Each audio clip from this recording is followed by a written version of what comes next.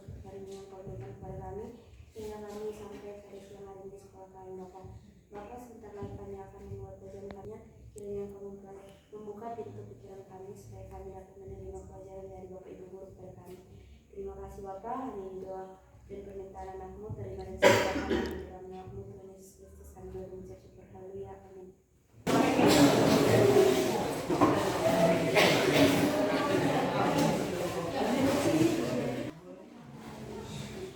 Masih semangat belajar kan? Malam-malam udah istirahatin? Oke lah. Sebelum kita mulai materi kita sekarang, siapa masih ingat materi kita minggu yang lalu? Mengenai apa? Inflasi. Tadi buka bukunya kan? Sebelum kita ke materi sekarang, siapa masih ingat apa pengertian inflasi? Pengertian inflasi yang coba sebut Maria. Inflasi adalah kenaikan harga barang secara terus-menerus dan berlangsung secara umum. Kenaikan harga barang secara terus-menerus dan berlangsung secara umum. Apa hanya kenaikan harga barang? Tapi juga kenaikan jasa. Kenaikan harga barang maupun jasa secara terus-menerus dan berlaku secara umum. Nah, itu dia ya. Kemudian materi kita sekarang tentang kebijakan moneter. Apa hubungan inflasi dengan kebijakan moneter? Ke materi pembahasan selanjutnya pasti sudah kamu baca sekilas bukan? Apa hubungan inflasi dengan kebijakan moneter? Apa kaitannya? Nah, coba siapa sih? Beta?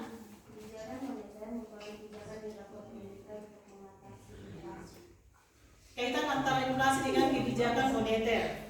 Kebijakan moneter itu salah satu cara atau kebijakan yang dilakukan pemerintah untuk mengatasi inflasi atau mengatasi kenaikan harga barang dan jasa. Nah, itu hubungannya ya. Sebenarnya banyak kebijakan yang dilakukan pemerintah untuk mengatasi inflasi. Instrumen kebijakan moneter itu ada 4. Nah, oke. Tujuan pembelajaran kita hari ini itu tadi tentang kebijakan moneter. Yang pertama, kalian harus bisa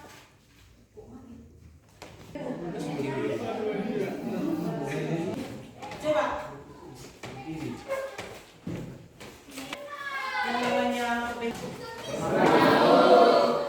mengapa uang itu tak bisa dicetak banyak-banyak? Yang bisa saja uang itu dicetak banyak-banyak lalu dibagi-bagi kepada masyarakat. Biar kita ini kaya, senang, bisa membeli kebutuhan gitu. Nah, coba siapa bisa? Mengapa uang itu tak bisa dicetak banyak-banyak?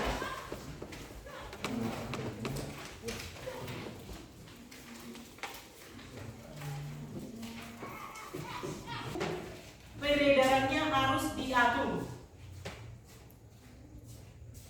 Uang yang dicetak itu harus diatur peredarannya. Dan yang ketiga, siapa pihak pemerintah yang berwenang mengatur peredaran uang, termasuk juga mencetak uang? Siapa? Bank Sentral atau Bank Indonesia. Dan pemerintah yang berwenang di situ siapa? Apakah Menteri Kesehatan? Apakah Menteri Perhubungan? Menteri Keuangan. Nah, sekarang coba kita lihat video ini ya.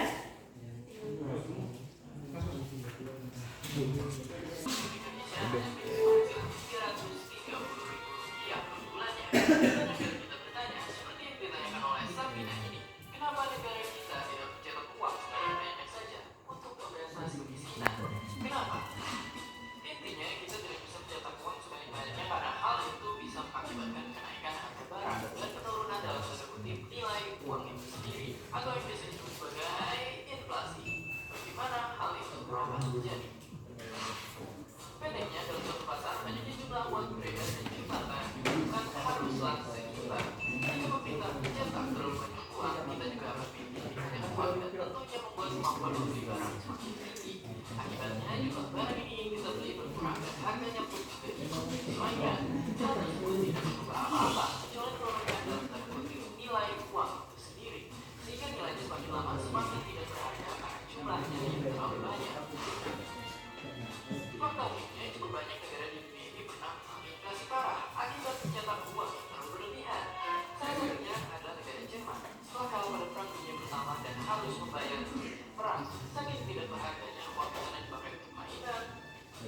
secara dicopot sehingga jadi ujian sedikit di rumah.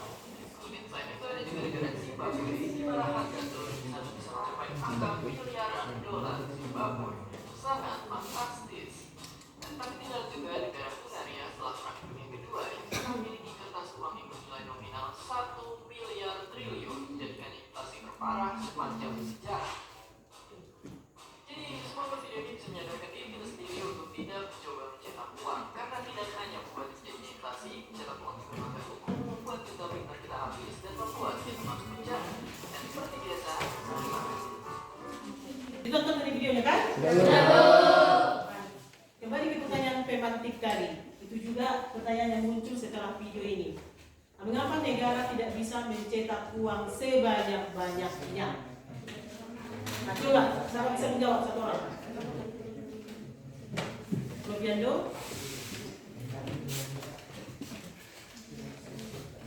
Karena semakin banyak uang yang dicetak, maka permintaan masyarakat terhadap berbagai jenis barang kebutuhan semakin bertambah.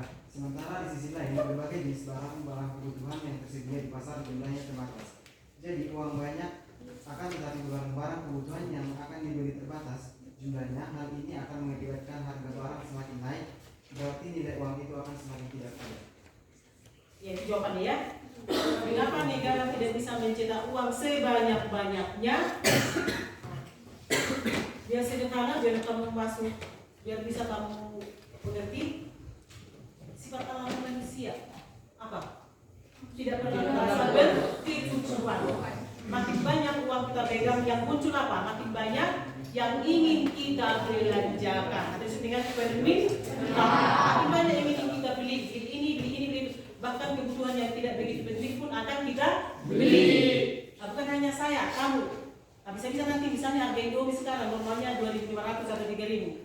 Setelah uang beredar banyak, dicetak beredar banyak, harga Indomie makin naik harganya menjadi 5.000. Besoknya naik menjadi 6.000, besoknya karena permintaan terhadap Indomie semakin meningkat. Sementara di sisi lain, Indomie yang diproduksi oleh produsen setiap tahunnya jumlahnya terbatas. Makin banyak orang kita pegang, maka apa yang muncul? Ingin beli perhiasan mewah, beli mobil mewah, beli laptop mewah, walaupun kita sudah punya laptop. Sementara di sisi lain, jumlah laptop yang diproduksi oleh produsen jumlahnya terbatas. Akibatnya apa? Harga terus naik. Jadi tidak ada nilai uang itu walaupun banyak. Karena apa? Apa yang ingin kita beli tidak ada lagi tersedia di pasar. Jumlahnya terbatas. Logikanya, kalau sesuatu itu berlebihan jumlahnya, banyak beras dibajir, cabai dibajir, nilainya makin turun. Uang juga demikian. Makin tak ada nilai uang itu. Nah, jadi kalau ada pertanyaan, jadi berapa uang itu bisa dicetak? Secukupnya. Tidak boleh terlalu banyak, tidak boleh terlalu sedikit. Jika uang yang dicetak itu terlalu banyak, maka yang muncul ialah permintaan di pasar semakin banyak. Sementara di sisi lain, berbagai jenis barang dasar yang ingin kita minta, ingin kita beli jumlahnya terbatas. Akibatnya apa? Harga naik. Jadi tak ada nilai uang itu tadi. Ya kan sudah banyak uang, iya, tapi yang ingin kita beli itu sudah tak ada. Karena kamu juga harus berpikir untuk memproduksi barang itu juga kan butuh waktu, butuh modal, butuh perhitungan semua. Gak salah ini, memproduksi gak salah itu. Sudah diperkirakan itu setiap tahunnya. Misalnya laptop, Lenovo, kira-kira per tahunnya berapa itu yang laku? Berapa orang penduduk Indonesia yang berminat mengkonsumsi laptop merek Lenovo? Sudah diperkirakan itu setiap tahunnya. Jadi nggak salah mereka itu produksi itu. Jadi semua sudah pakai perhitungan. Jadi intinya harus seimbang itu permintaan dan penawaran supaya harga tidak naik. Jadi kalau semakin banyak uang, maka permintaan juga semakin banyak. Sementara di sisi lain, yang ingin kita minta, ingin kita beli jumlahnya terbatas.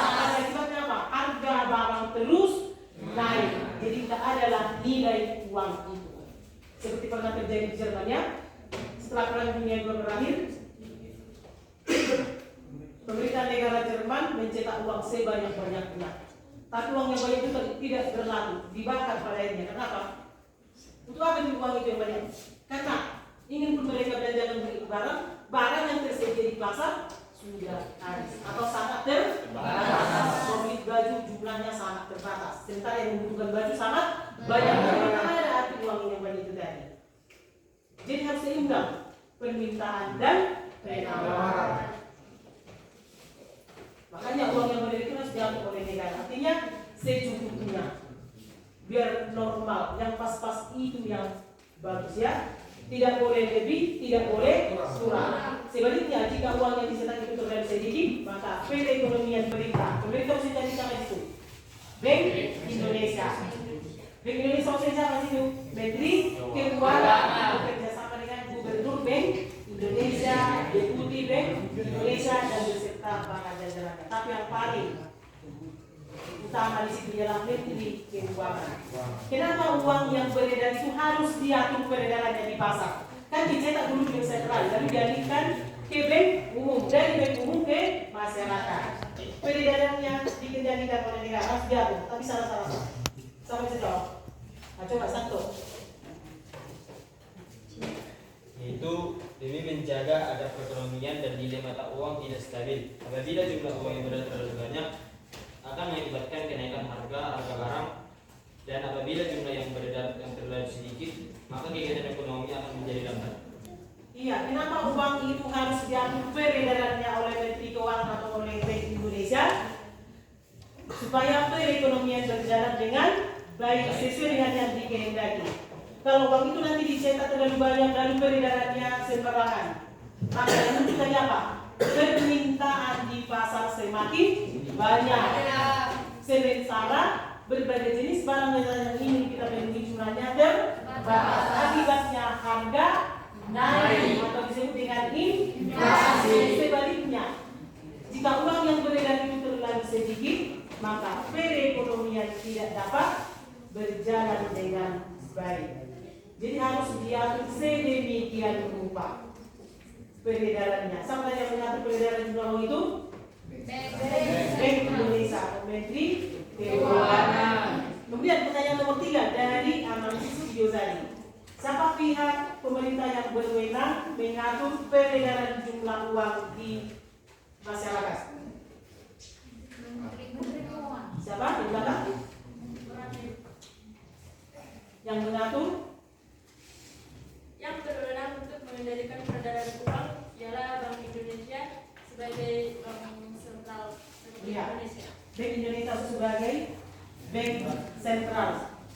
Bank Indonesia sama dengan bank sentral. Di Jakarta itu ya, di Surabaya juga ada. Oke?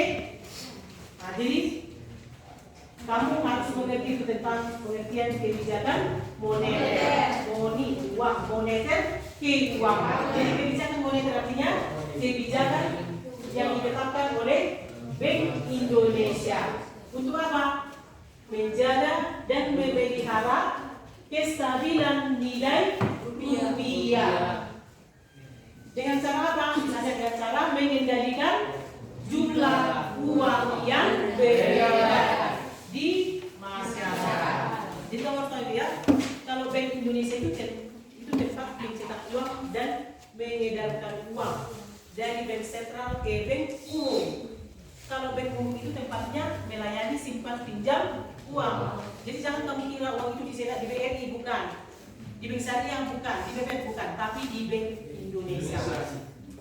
Jadi peraturan yang berlaku di Bank Sumut, Bank Indonesia, di BRI, Bank Mandiri itu juga yaitu dari Bank Indonesia yang ditentukan oleh Menteri Keuangan. Ada undang-undang itu. Oke? Nah sekarang ini ada lebar diskusinya ya. Karena waktu kita sudah mendesak ini karena kendala teknis tadi ya. Yang mana kelompok 1? Nah ini lembar kerjanya. Kelompok 2?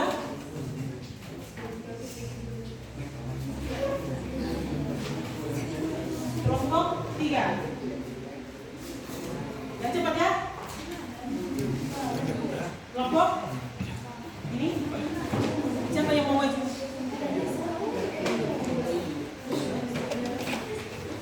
Waktunya 15 menit ya.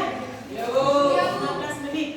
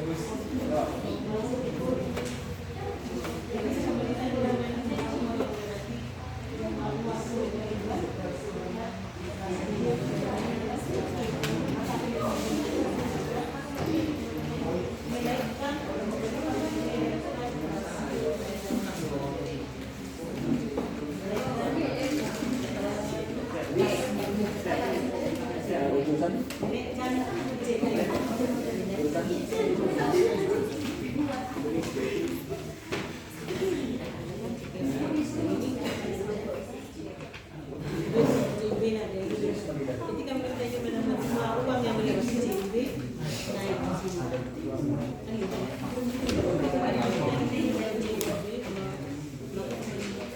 Menunjukkan cadangan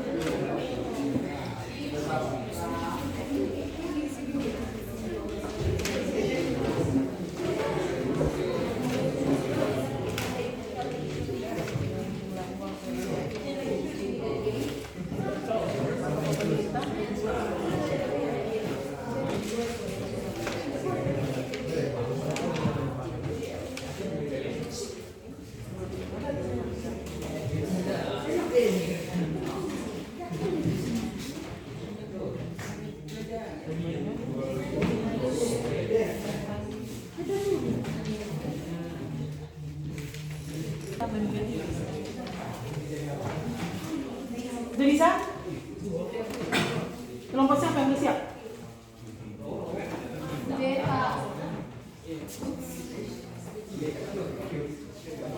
Udah? Ayo maju ke depan. Karena waktu belum habis.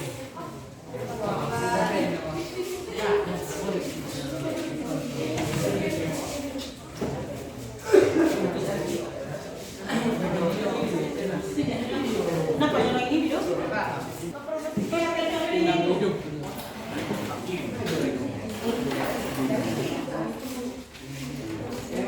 Yang nomor 1.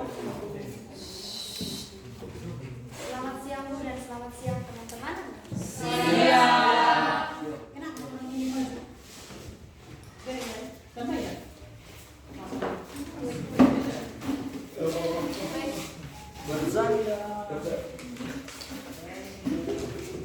Baiklah teman-teman, pada kesempatan kali ini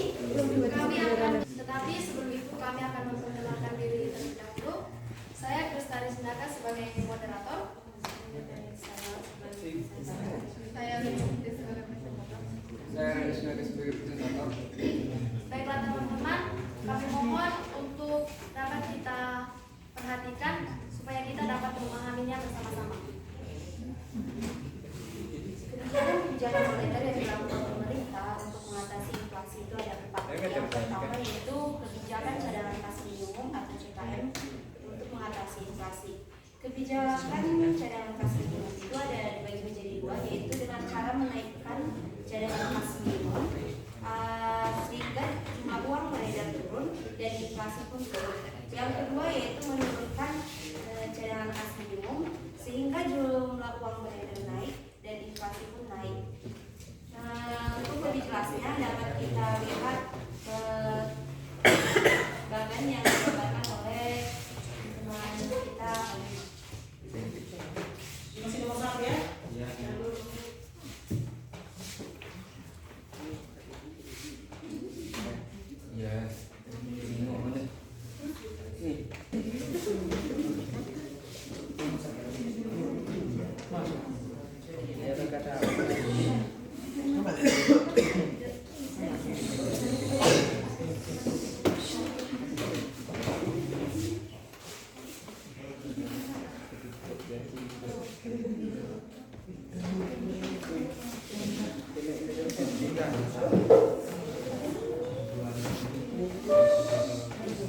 Video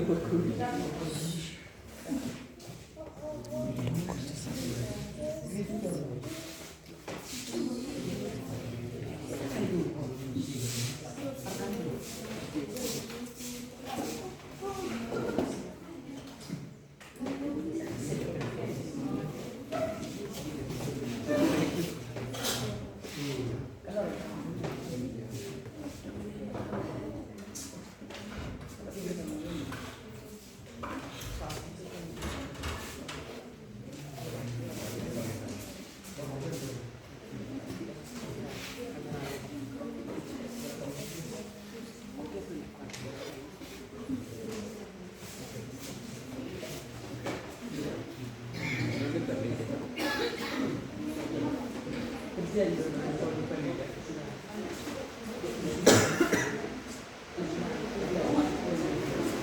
satu-satu dulu ya dibahas. Nomor 1 dulu baru nanti dihapus, nomor 2 lagi juga.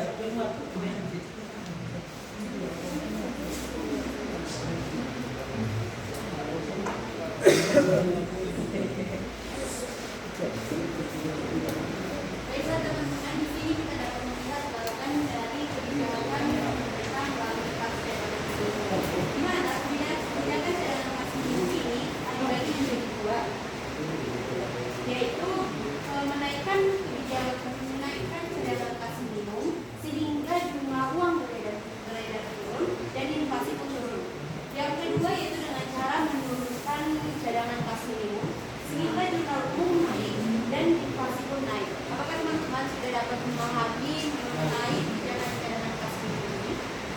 Sudah. Pikir begini kan?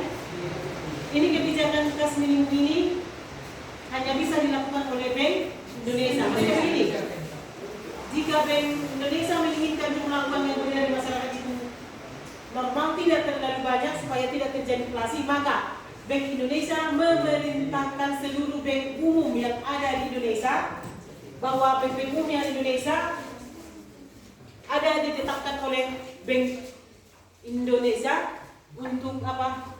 Menyediakan cadangan kas minimum. Misalnya setiap bank umum yang di Indonesia wajib menyediakan kas di dalam bank itu misalnya minimal 2 miliar cadangan kas minimum. Dengan demikian bank umum tidak lagi memberikan pinjaman kepada masyarakat karena sudah peraturan dari bank wajib katanya menyediakan cadangan kas minimal 2 miliar. Sementara uang yang di bank itu pun misalnya hanya ada 2 miliar. Maka dengan demikian bank umum itu tak bisa memberikan pinjaman kepada masyarakat. Artinya ditahanlah uang itu di bank.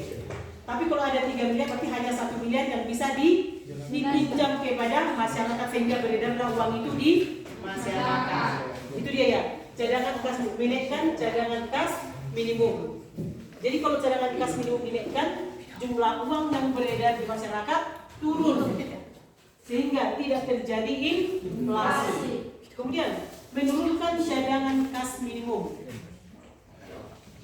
Ada lagi perintah dari Bank Indonesia bahwa setiap bank umum yang ada di Indonesia mengurangi cadangan kas. Misalnya bagi setiap bank umum yang ada di Indonesia wajib menyediakan cadangan kas hanya misalnya 500 juta. Sementara uang yang ada di bank itu tadi sudah ada sekitar 1 miliar. Maka sisanya bisa dipinjamkan oleh bank kepada masyarakat sehingga jumlah uang yang beredar di masyarakat banyak. Semakin banyak uang beredar maka permintaan pun semakin banyak sehingga terjadilah inflasi. Nah, jadi begitulah cara Bank Indonesia menyedot uang itu dari masyarakat.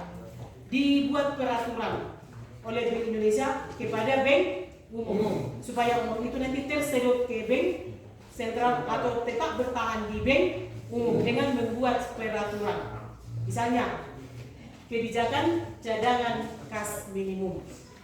Artinya setiap bank wajib menyediakan cadangan kas sekian puluh miliar misalnya. Nah, tujuannya apa?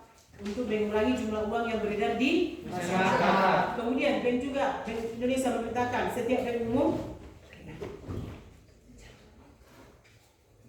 menurunkan cadangan wajib minimum sehingga pihak bank umum bisa meminjamkan uang yang ada di bank itu kepada masyarakat sehingga jumlah uang yang beredar di masyarakat bertambah, terjadilah inflasi. Jadi semua itu yang mengendalikan ialah Bank Indonesia melalui bank umum. Nah, jadi ini jawaban nomor 1. Sudah? Sudah jelas? Sudah, Bu. Sudah. Oke, nomor 2, kebijakan apa?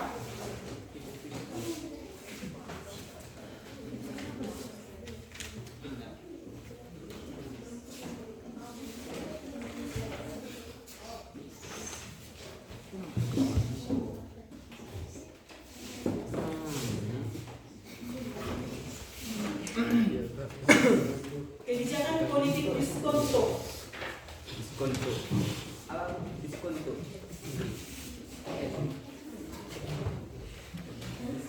Menaikkan menurunkan tingkat suku bunga. Suku bunga kan? Suku bunga bank. Kalau kita minjam uang ke bank ada bunganya kan? Ada Bu. Ya, beda juga ada Ada Bu. bunganya.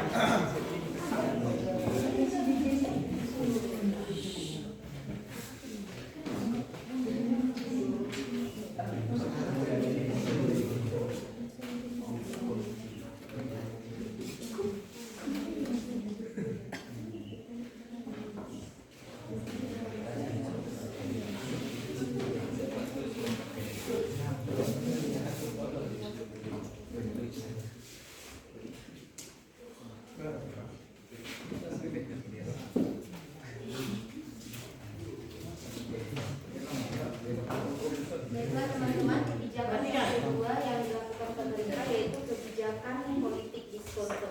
Di mana kebijakan politik diskonto ini sudah dibedakan menjadi dua, yaitu dengan cara meningkatkan tingkat suku bunga dan menurunkan tingkat suku bunga. Dengan cara meningkatkan tingkat suku bunga, maka jumlah uang beredar akan turun dan inflasi pun akan turun. Sedangkan dengan cara menurunkan tingkat suku bunga, maka jumlah uang beredar akan naik dan inflasi pun juga ikut naik. Mengerti? Di sini bisa saya bantu? Atau ada yang bisa bantu menjawab nomor B? Salah satu cara yang dilakukan pemerintah untuk mengatasi inflasi atau kenaikan harga ialah dengan melakukan kebijakan politik diskonto. Politik diskonto artinya politik menaikkan atau menurunkan tingkat suku bunga. Nah, misalnya, jika pemerintah menginginkan jumlah uang yang beredar di masyarakat banyak sehingga terjadilah inflasi, maka pemerintah menurunkan tingkat suku bunga. Kalau pemerintah menurunkan tingkat suku bunga, maka dampaknya apa? Pemilik modal tidak tergiur untuk, kalau misalnya suku bunga diturunkan, ini Bu ya, suku bunga diturunkan. Kamu tadi punya uang 1 juta, mau tabung di bank, tapi suku bunga rendah diturunkan. Apakah kamu termotivasi untuk menabung uang di bank? Pada umumnya tidak ya. Akhirnya apa? Ambil lagi saya tangan di bank, di rumah uang saya ini. Gak mau saya simpan karena bunganya turun. Nah, jadi kamu tahanlah uang itu. Malah nanti kalau ada orang minjam kamu kasih, sehingga uang itu beredar di masyarakat. Makin banyak uang beredar, permintaan pun semakin banyak. Akhirnya terjadi inflasi. Kemudian meningkatkan atau menaikkan tingkat suku bunga. Pemerintah, yaitu Bank Indonesia, menaikkan tingkat suku bunga. Maka kamu dari sebagai pemilik modal, apakah kamu semakin tergiur untuk menyimpan uangmu di bank? Iya, karena tingkat suku bunga naik. Apalagi kenaikannya sampai mencapai 50%. Ya, kamu termotivasi untuk menyimpan uangmu di bank karena bunganya tinggi. Ada yang demikian, jumlah uang yang beredar di masyarakat menurun karena uang tadi sudah masuk ke bank, bertahan di bank dia. Bertahan di bank.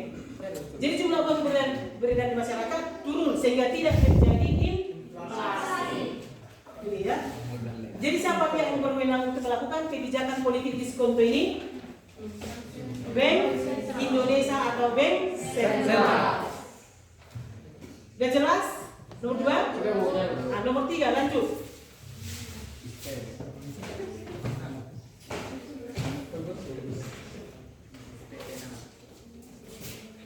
Sambil tulis ya jawabannya. Nanti dikumpul. Kebijakan operasi pasar terbuka.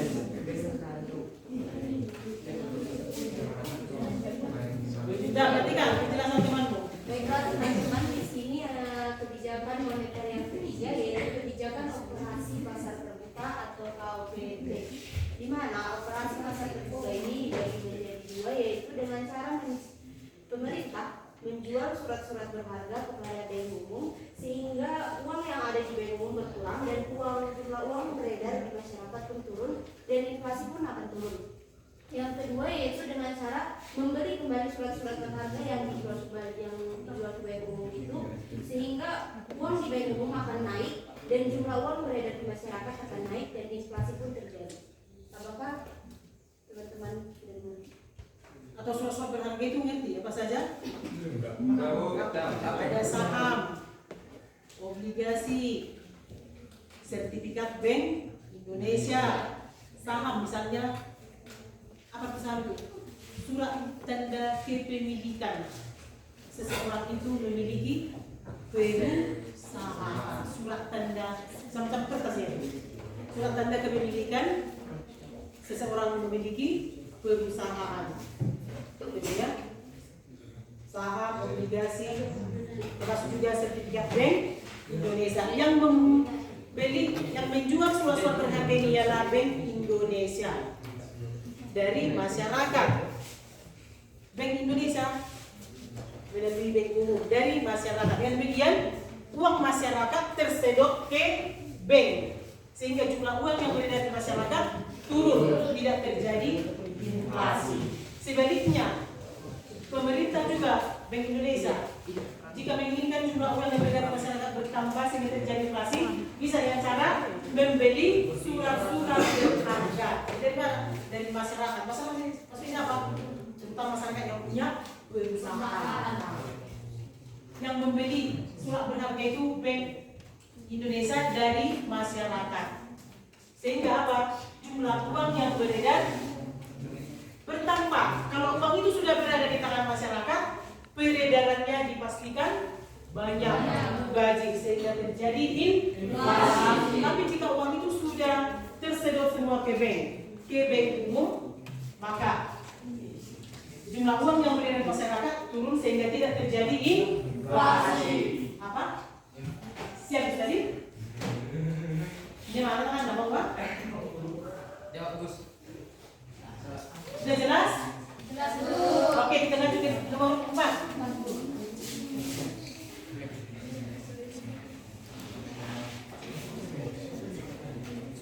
Masih di kelas 11 ini.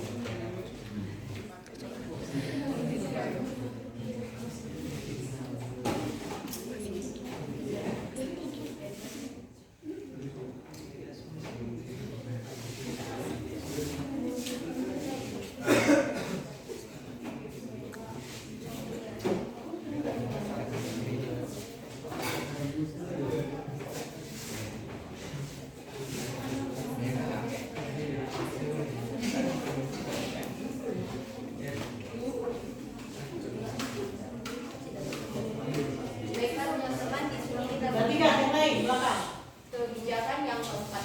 Kebijakan moneter yang selanjutnya itu kebijakan kredit selektif atau KKS. Di mana kebijakan kredit selektif ini juga dibagi menjadi dua, yaitu dengan menerapkan kredit ketat sehingga jumlah uang yang beredar turun dan inflasi pun turun. Yang kedua itu dengan cara menerapkan kredit longgar dan jumlah uang beredar di masyarakat naik dan inflasi pun terjadi. Kebijakan moneter yang keempat itu dengan melakukan kebijakan kredit selektif. Bank Indonesia memintakan bank-bank umum yang Indonesia untuk pemberian kredit itu harus selektif. Nah, ada dia pemberian kredit ketat, kredit secara ketat. Itu maksudnya kan? Kredit ketat itu yang pertama harus memenuhi syarat 5C. Masih ingat? 5C itu karakter, kapital, karakter. Bagaimana karakter seseorang yang minjam uang itu? Apakah dia jujur bertanggung jawab untuk menagih utang-utangnya di kemudian hari? Kapital, modal yang dimiliki oleh peminjam, ada 5 itu ya. Dan ada dia kredit longgar. Masuknya sini kredit longgar seperti ini. Nah, seperti belum ini kami ada kelompok tani ya, minjam uang dari bank, bisa minjam sampai 200 juta, 80 juta, tapi jaminannya surat itu nggak harus yang bersertifikat. Tanpa sertifikat pun bisa kan, biasanya kan nggak bisa kan? Kalau kita minjam uang kita, apalagi kalau nilainya sudah 100 juta ke atas, jaminan itu harus ada kan? Nah, misalnya tanahnya itu pun kalau pinjamannya 100 juta, nilai tanahnya itu harus di atas 100 juta, dan tanah yang menjadi jaminan itu pun betul-betul ada sertifikatnya. Tapi tahun kemarin ada terbukti karena kebijakan kredit longgar juga dari pemerintah melalui kelompok tani BNI itu ya, kredit longgar, bunganya pun rendah dan syarat-syaratnya tidak dipersulit. Nah, jadi bisa menggunakan surat tanah, tapi surat tanah itu tanpa sertifikat, bunganya pun rendah. Salah satu dia kebijakan kredit longgar. Jadi kalau pemerintah menerapkan kredit ketat seperti syarat dibaca dari ya, maka jumlah uang yang beredar akan turun. Artinya uang itu banyak bertahan di bank, tidak beredar di masyarakat, sehingga tidak terjadi inflasi. Kemudian pemerintah juga bisa menetapkan kredit longgar. Syarat untuk mendapatkan pinjaman dari bank itu diperlonggar oleh pemerintah syaratnya. Nah, seperti saya katakan tadi, bunganya rendah, itu bunganya bisa dibayar per 8 bulan. Ya. Kedua, jaminannya pun ya nggak harus pakai sertifikat tanah gitu ya. Jadi kalau kredit longgar ini diterapkan, maka jumlah uang yang beredar naik, maksudnya masyarakat itu semakin terpilih untuk meminjam uang ke bank. Karena kita kan meminjam itu kan ya, tapi tidak bisa bayar susah. Jadi kalau jumlah uang beredar di masyarakat naik, maka inflasi pun terjadi. Makin banyak lagi permintaan karena Pak uang sudah banyak beredar. Mau beli ini, beli itu segala macam. Tapi selain berbagai jenis barang yang ingin kita beli jumlahnya terbatas, akibatnya harga naik. Ini dia ada 4 instrumen kebijakan moneter yang dilakukan oleh Bank Indonesia untuk mengatasi inflasi. Tanya sebenarnya udah jelas, kalau udah jelas baru tutup. Apakah teman-teman masih ada yang ingin bertanya? Atau apakah teman-teman sudah memahami tentang kebijakan moneter yang dilakukan pemerintah? Terima kasih atas. Baiklah teman-teman, sekian hasil presentasi kami. Semoga kita dapat memahami dan mengerti atas kebijakan moneter yang dilakukan pemerintah. Jika ada kekurangan ataupun kesalahan dalam kebijakan kami berbuat yang membuat hal itu dari perilaku kami mohon. Ya, sekarang kita simpulkan ya. Yang pertama, pengertian kebijakan moneter artinya apa?